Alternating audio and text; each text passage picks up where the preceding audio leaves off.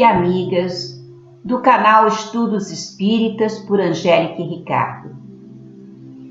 Espero encontrá-los bem, gozando de saúde e prontos para estudarmos a doutrina espírita à base do Evangelho segundo o Espiritismo de Kardec.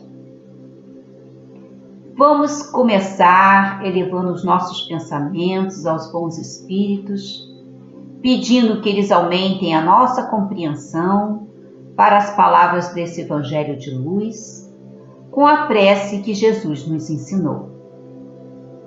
Pai nosso que estás nos céus, santificado seja o vosso nome, venha a nós o vosso reino, seja feita a vossa vontade, assim na terra como no céu. O pão nosso de cada dia dai-nos hoje, perdoai as nossas ofensas, assim como perdoarmos a quem nos tem ofendido. Não nos deixes cair em tentação, mas livra-nos do mal, porque vosso é o reino, o poder e a glória para todo sempre. O Evangelho começa com as seguintes palavras: Ouvistes dizer aos antigos, não adulterarás. Eu, porém, vos digo que todo o que olhar uma mulher cobiçando-a, já no seu coração adulterou com ela. Essas palavras de Jesus estão no Evangelho de Mateus, capítulo 5, versículos 27 e 28. A palavra adultério não deve ser aqui entendida no sentido exclusivo de sua acepção própria, mas com o sentido mais amplo. Jesus a empregou frequentemente, por extensão, para designar o mal, o pecado e todos os maus pensamentos, como por exemplo nesta passagem. Porque se nesta geração adúltera e pecadora alguém se envergonhar de mim e de minhas palavras, também o Filho do Homem se envergonhará dele quando vier na glória de seu Pai, acompanhado dos santos anjos. Já essas palavras encontramos em Marcos, capítulo 8, versículo 38. A verdadeira pureza não está apenas nos atos, mas também no pensamento, pois aquele que tem o coração puro nem sequer pensa no mal.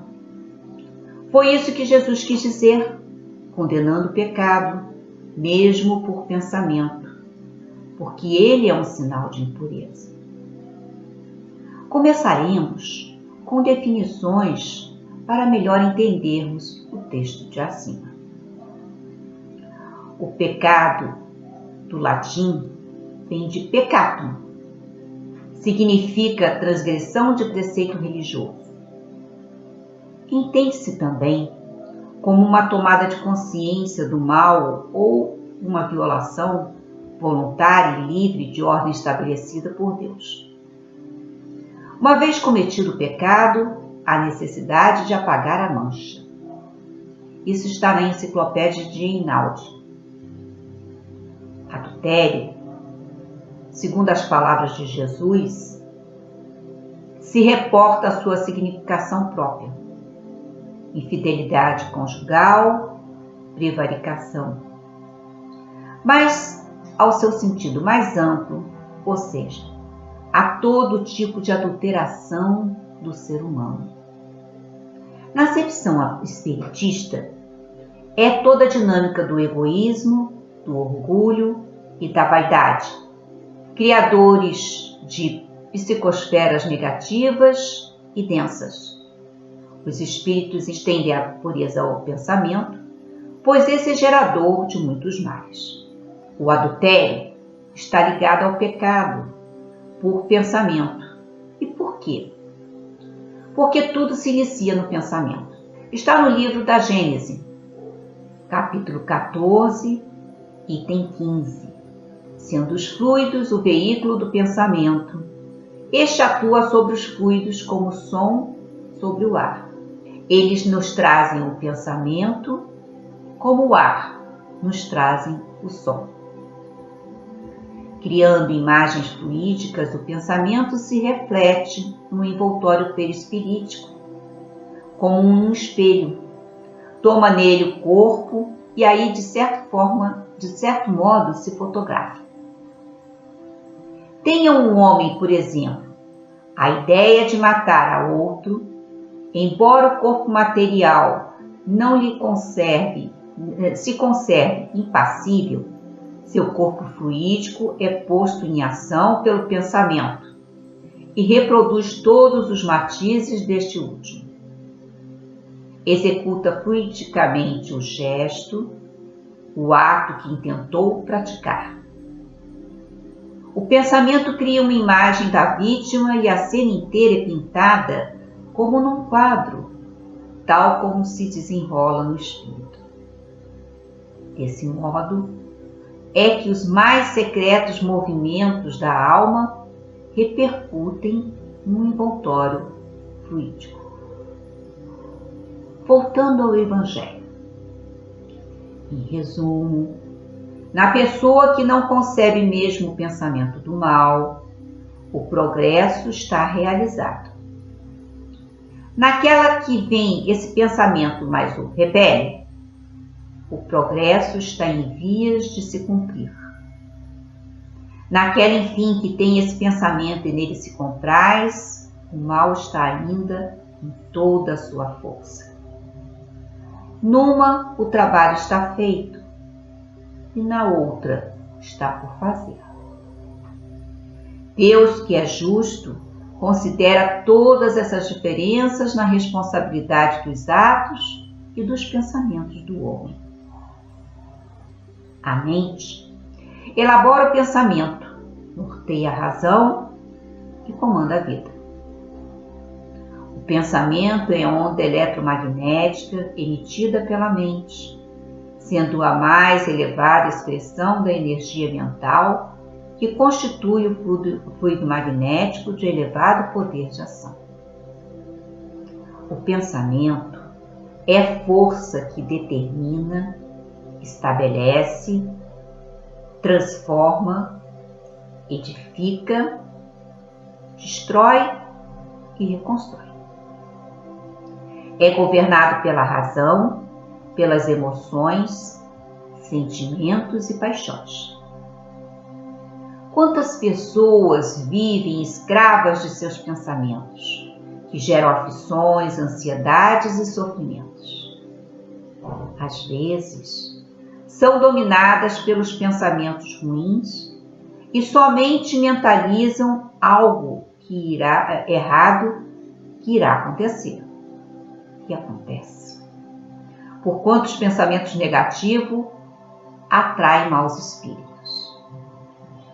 Pelo pensamento, o ser humano cria formas de pensamento, imagens mentais, que acoplam ideias e podem ser projetadas ou transmitidas por telepatia, gestos ou expressões corporais e serem captadas pelos espíritos.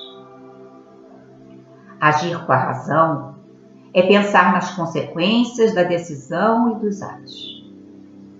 Para isso, faz-se necessário reeducar os nossos pensamentos, sentimentos e emoções.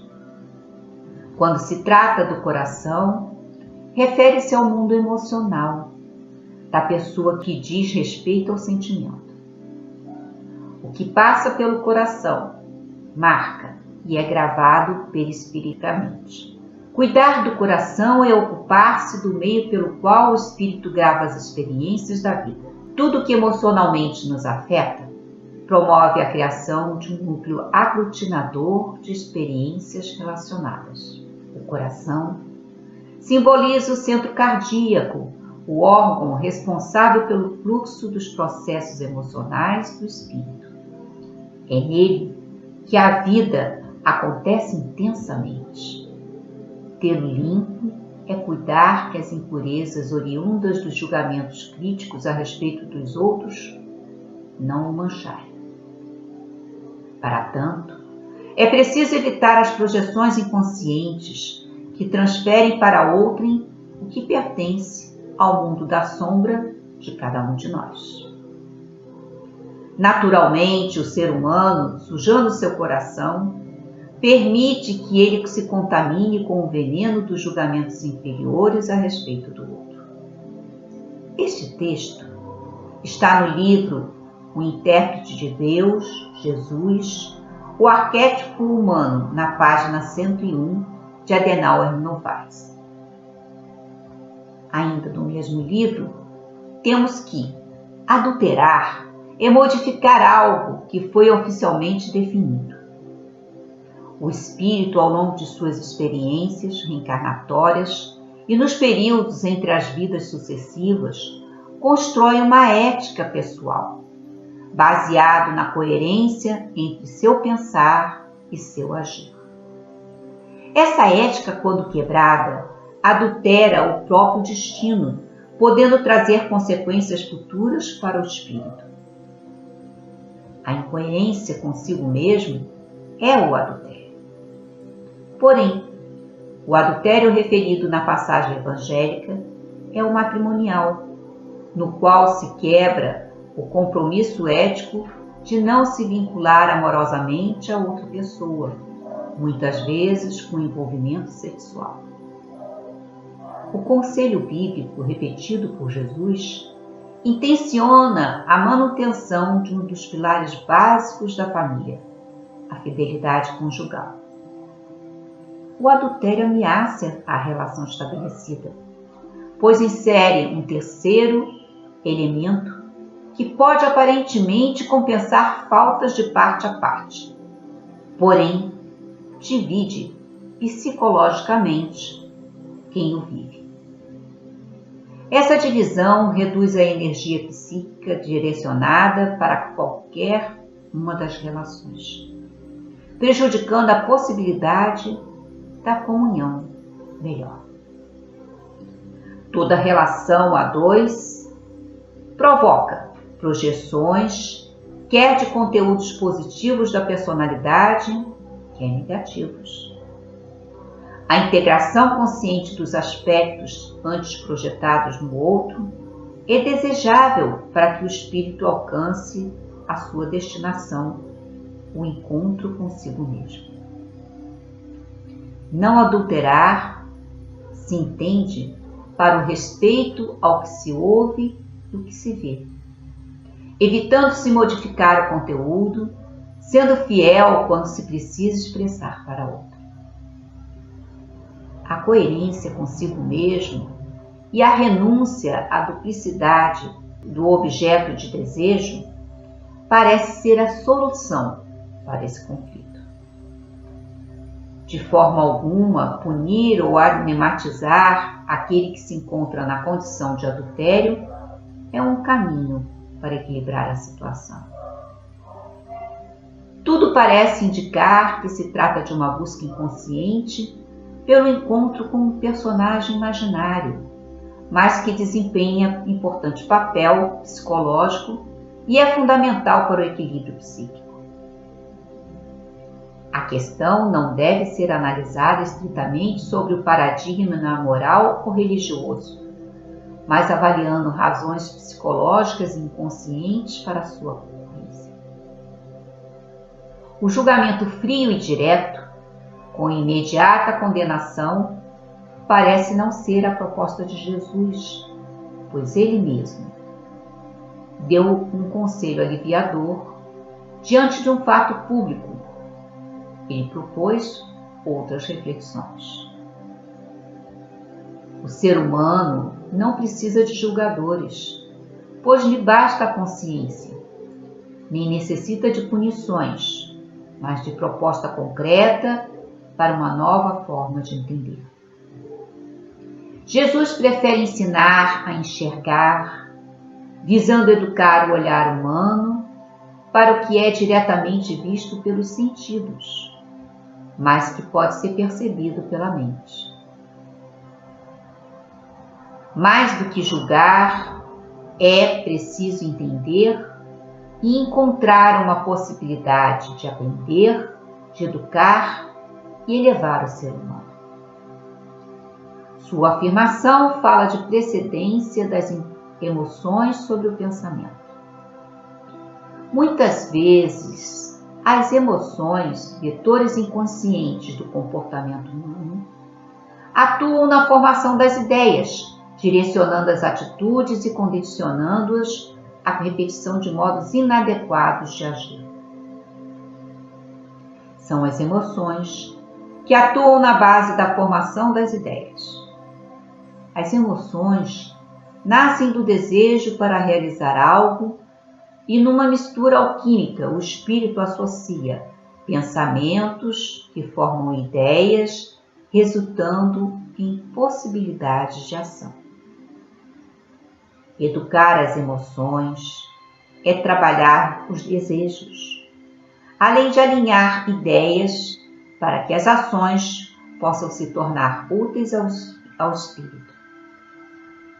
Jesus aproveitou a temática do adultério para ensinar a cadeia que existe desde o impulso criativo, que nasce na intimidade do espírito, até a efetivação. Portanto, o nosso progresso espiritual dependerá do esforço que fizermos, no sentido de combater as más inclinações e cultivar pensamentos de paz e de fraternidade. Orai e vigiai, disse Jesus, pois atraímos bons pensamentos, inspirados por bons espíritos elevados, mantendo-nos vigilantes, repelimos os maus pensamentos, purificando o nosso coração. Do livro Assimilação Evangélica de João Nunes Maia, no capítulo Ficar Pensando, Bezerra nos diz que a força do pensamento é realidade nos caminhos que percorremos. Quando pensamos, projetamos um fluxo de energia vinculado aos nossos sentimentos, formando imagens, filhas do nosso labor interno. Elas estão ligadas ao centro da alma, onde fluem e refluem os nossos desejos, e com o poder energético de registrar na consciência tudo o que projetamos nos outros. Quando visualizamos algo, formamos o acontecido, a sequência dos fatos, sob o controle da inteligência. É por isso que pensar é caminho para a realização. Ocorremos em falta quando pensamos fora da lei, onde rege o amor, pois esta é a lei. Porque sentimos bem quando fazemos a caridade, porque fomos feitos para a harmonia. Purifiquemos, pois, os nossos pensamentos, de modo que eles nos libertem das controvérsias do erro. Fixemo-nos na harmonia, que a harmonia com Jesus nos leva para o amor com Ele.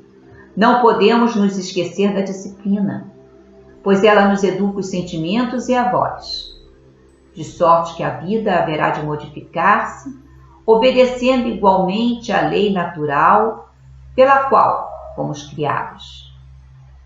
Somos impulsionados pelas nossas disposições e quando ignoramos nossas forças sutis geradas em nós, desperdiçamos energias sublimes, sofrendo as consequências.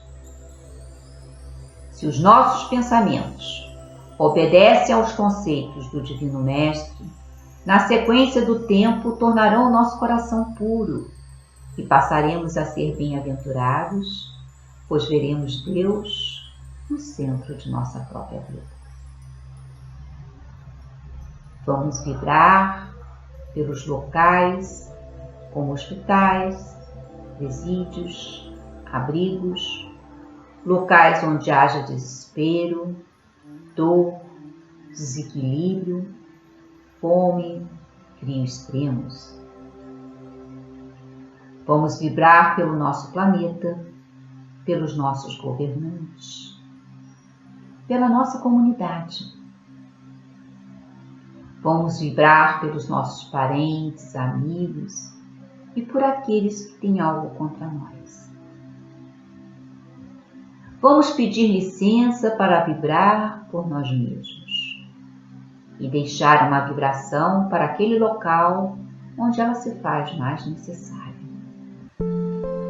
Vamos agradecer aos bons espíritos que nos permitiram estar aqui hoje estudando esse Evangelho de luz. Obrigado, Jesus, nosso terapeuta divino e irmão maior. Obrigado a Deus, nosso Pai, que nos proporciona sempre situações para aprendermos, evoluirmos, nos melhorarmos, de tornar nossos corações puros e ter vontade de vê-lo face a face. Obrigado a você que vem acompanhando o nosso estudo. Continue conosco, clique o sininho, dê o seu joinha, faça perguntas, comentários e voltem na próxima quarta-feira, a partir das 8. A você, o nosso carinho e o desejo de muita paz.